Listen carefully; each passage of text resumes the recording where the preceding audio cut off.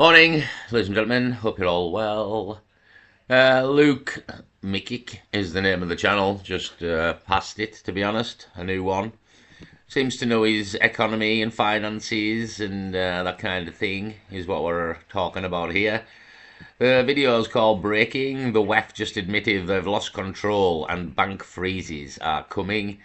So all to do with the economy, the national debts, the coming one world economy and currency that they're going to draft in after they've broken the ones that we're currently living in.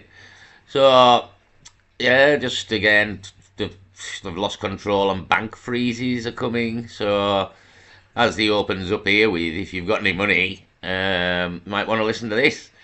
So, yeah, again, these people will just come and take everything off you because ultimately there is no money left. The cupboard was bare, and by 2030, apparently you will own nothing and be happy. So, on the way to owning nothing, they will take everything off you. So, that's the crack. Well, have a lot of listen to this, but yeah, here's another person telling you pretty much the same thing. But he's telling you because it's coming from the horse's mouth. Yet again here, the horse's mouth. Larry Fink here at the World Economic Forum, who owns BlackRock, who owns everything. So it's bad times ahead, to be honest. Bad times ahead, and then we've got all the fucking possible war shit going on as well. So we'll have a listen to this.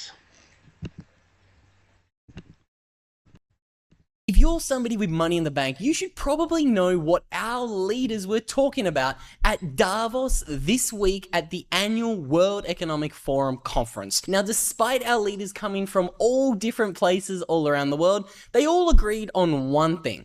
They want to steal your money and limit what you can say online. Now, I know that sounds a little bit crazy, but let's listen into this first clip from Canada's leader. Do you have an apology for the people whose bank accounts you illegally seized?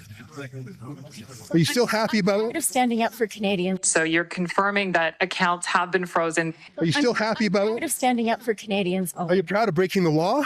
Did Christio really say that? That video shocked me, but so did this unfiltered interview on the street with the president of the ECB, Christine Lagarde, just refusing to answer a pretty straightforward question. Christine Lagarde, can I ask why you want to make paying for things in cash over €1,000 illegal? I'm not giving any interview, but thank you for trying. But it's the people of Europe want to know why they can't use cash to a certain extent. Some would suggest that's about a control and the state taking charge over what people can and can't spend their money on. Surely that's a fair question. Documents will always be available. We're working on this, and we will continue working on making sure that that's available for people. But do you still believe... End of the story. Now, Christine Lagarde was a little bit more guarded with her responses in that unfiltered street interview, but Larry Fink, the new CEO of the World Economic Forum, well, he was less guarded. He was very straightforward in this interview here. We hear all about the elites. And how does that play out in an age of populism? How does an established institution make a difference in an era of deep institutional mistrust? I believe in this forum for a long time. I certainly wouldn't be leading this if I didn't believe that we can change and make the world better. Fink openly said, nobody trusts the elites anymore. And can you blame him? I mean, look at the leader of France. Yeah, and when he says make the world better, he doesn't mean for us. You know what I mean? He doesn't mean for us. He means for them, the rich people.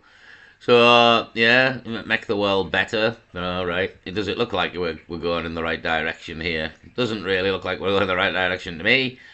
So yeah, apparently to make the world better, but it's all a play on words, so to speak. He didn't say who he was going to make the world better for. Is the beauty of that. Emmanuel Macron. I can't believe Emmanuel Macron actually went to the conference in aviator sunglasses, but with all jokes aside, we've got a lot to cover because this conference, it was very different to previous World Economic Forum conferences. Now, I think this dashboard is the best visualization that helps to explain what Larry Fink was just talking about in his keynote speech. People are losing trust, which is why you're seeing more millionaires leave the UK than any other country, including China, mind you. And I think this is one of the key themes that I stumbled across in the 30 or so hours that I've spent looking at and watching all of these World Economic Forum speeches, keynotes, and Orwellian panels this week, okay? I'm going to try to summarize everything I've seen this week, but not only talk about the craziness, I want to actually give you guys some solutions, because I know a lot of people, they just really spread noise when it comes to the World Economic Forum and Klaus Schwab and Larry Fink, and I get it, but you know, we're not going to touch on the conspiracy theories today. I want to keep you guys clued into what actually matters. And I think, again, this dashboard visualizes the loss in trust better than any other dashboard. Again, I will remind you, on the 14th, 3 days before the World Economic Forum conference officially started, the WEF released their global risk reports, and they talked about some of the biggest risks in the world, and this is what they think is the second biggest risk to human civilization right now in 2026. And geoeconomic confrontation actually stays at the very top, but it's followed closely by mis and disinformation and then societal polarization. But following pretty closely behind is, again, mis and disinformation, because you've got, for example, mis and disinformation as one of the key additional risks. And as technology advances, as the risks from deep fakes, for example, rise, and we looked at this a couple of years ago, what that means, for example, for elections, you're starting to see there that mis and disinformation is growing and fueling the fire of societal polarization. An erosion of trust through mis or disinformation. And I think this millionaire migration that we're seeing accelerating today in 2026 is one of the core reasons why the slogan of this World Economic Forum conference is a spirit of dialogue.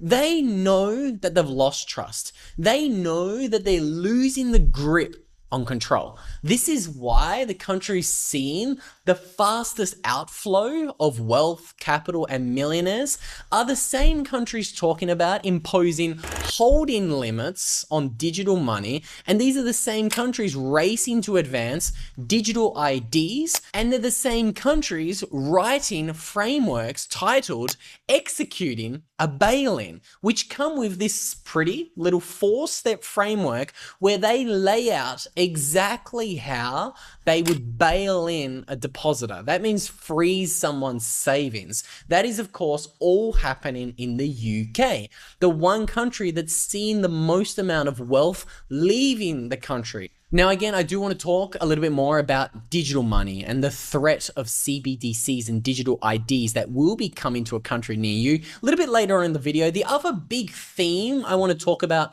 while we're still talking about the loss of trust is this graphic of trust on the individual standpoint. The little guys, the little millionaires, the everyday person, they're protesting all around the world. They're leaving their home countries. Again, I left Australia 5 years ago because I did not think that the world would be getting better. I didn't think it would get this crazy this fast, but we have all lost trust in our governments, our institutions, whether that's because of safety or cost of living, or simply because I know that I cannot store capital in money anymore without the government debasing that money. But I think another big theme was there is now a fracturing in what they're calling the New World Order. And I think this chart here best explains what all of the leaders are talking about. It inadvertently created the conditions for what would become a truly global order. Act now, on land, in the air, at the sea, to build a new global order. And build a new world order. So before I address the elephant in the room, let me talk about what I think the New World Order is and how I think this chart explains our current world order. So this chart here, it tracks the economic center of the world. So the part of the world that holds the most amount of wealth, that is where this little dot on the globe represents. Now, what's really interesting about this chart, we can see for thousands of years, the economic mass, it was in Eurasia. Either China or Europe dominated the world until America said, adios, hasta luego, I'm out of here. In the 1770s, we saw the Declaration of Independence, and then we saw all of the most innovative technology and wealth created in America. This is why that economic mass, it shifted so dramatically westward in the 1800s and in the 1900s. Now, what I think all of these leaders are talking about when they say New World Order is they want the economic mass to go from the west to the east, back to Europe. And again, they want to build up. Kind of. Yes and no. It's a lot more, as most people know, the New World Order it's a lot deeper than the finances. Again, it's the control. I mean, the financial aspect of it is very much, a one world currency, as we've mentioned. But again, he's kind of got it wrong, because the New World Order is a one world currency. And they may be moving where the money is, like where is the little graph he showed you there. Where the money power is, it's kind of shifting over to China at the minute, but that doesn't bode well for America and the war, etc., does it? And everything we've sort of said of America going down here. So, I mean, if you look into what the New World Order is, it's not really, how he's come out with just this crack, when it's pretty obvious what the New World Order is. It's all of this coming together in one big plan. That's the whole point, and it's what it says it is. It's a new world order. So the order of the world and the way it currently runs is not the way it's going to run in the future. So yeah, he's right, and he's half right, as to say, because they maybe are moving over to sort of China being the money power in the world now, but ultimately it's a one world currency, so everybody's going to be the same, and it'll probably be run from the European Union by the looks of it. Like that kind of looks like the head office still, you know what I mean? Maybe wrong, maybe go to China, but I would have thought, again, all these people from Davos and the European Union. So I kind of feel like they'll just have the head office in Brussels, where it is currently, but I don't know, they'll maybe move. So yeah, the New World Order is a lot more than just moving where the money is at. It's a lot bigger than that, as pretty much everybody should have figured out by now, by the shit show that's going on. It isn't just to do with the economy, but it is to do with the economy. So yeah, his crack of what the New World Order is quite far off the mark, to be honest. But it doesn't mean he doesn't know finances, just because he doesn't know the overall plan. So ultimately, they're going to take all our money off us, because there is no money, and freezing bank accounts and be a good little slave and control. So yeah, I mean, I just thought I'd give it a mention, and that again, they've lost control and bank freezes are coming. So not good news yet again. But that's what's coming. That's what's coming. We'll leave it there. Peace.